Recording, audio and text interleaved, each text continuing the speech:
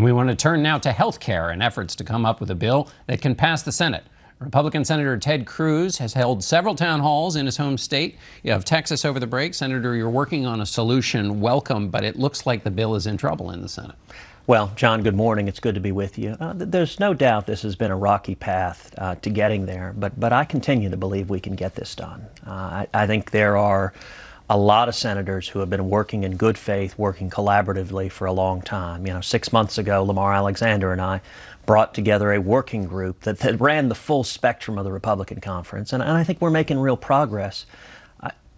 In my view, failure is not an option. This has been a central promise Republicans have made to the voters for 7 years. I think we've got to deliver, and the way to deliver, what I have been urging more than anything else, the way to get this done, let's focus on lowering premiums. The biggest reason so many millions of people are unhappy with Obamacare is that it's made their premiums skyrocket. If we can fix that with common sense solutions, give people more choices, more options, more freedoms, and lower premiums, that'll be a win, and that's how we unify our conference.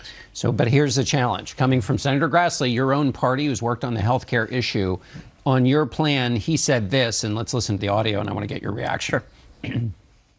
There's a real feeling that that's subterfuge to get around pre-existing conditions. And if it is, in fact, subterfuge, and it has the effect of annihilating the pre-existing condition requirement that we have in the existing bill, then obviously I would object to that.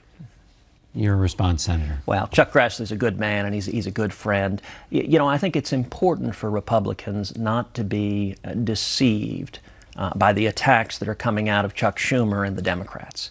Chuck Schumer this week blasted the Consumer Freedom Amendment, which is, I think, critical to getting us done. Yes, because Schumer doesn't want us to pass this. Schumer wants this to fail.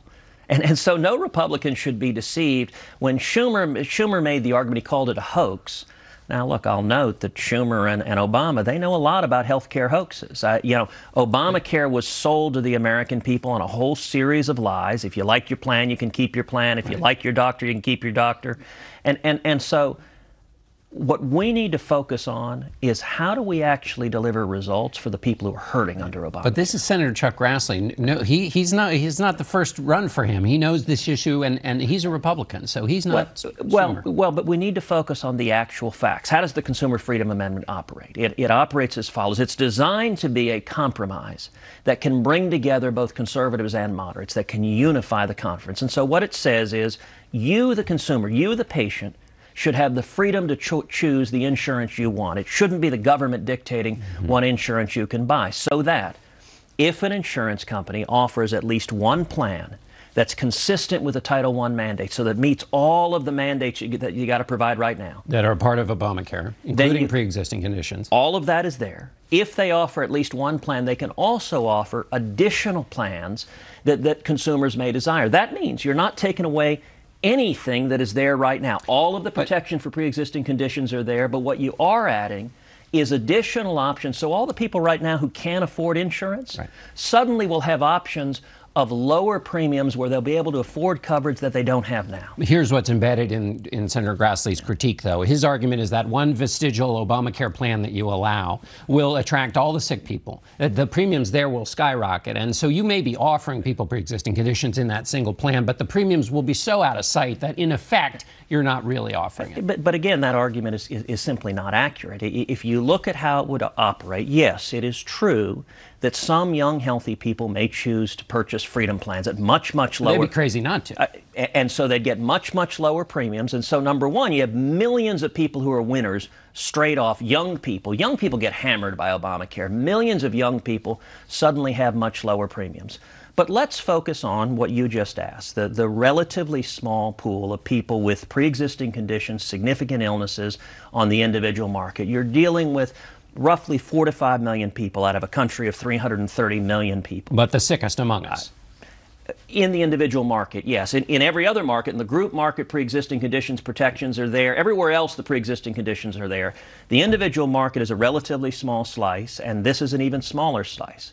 Now, what I would say is in Congress that there's wide agreement that we're going to provide significant assistance to people with serious medical conditions and pre-existing conditions. The question is, how do we do it? What Obamacare does is it takes millions of young people, millions of people just starting out their career, and it jacks up their premiums. It doubles or triples their premiums, and then it uses that money not for those people, but to cross-subsidize those who are sick. I think that's unfair. If you've got a 28-year-old woman who's just starting her career, she's making $30,000 a year trying to make ends meet, I think doubling her premiums is wrong and it's unfair. My view is we ought to do it with direct taxpayer funds. Let's use Warren Buffett's taxes and not that of a 28-year-old woman starting her career.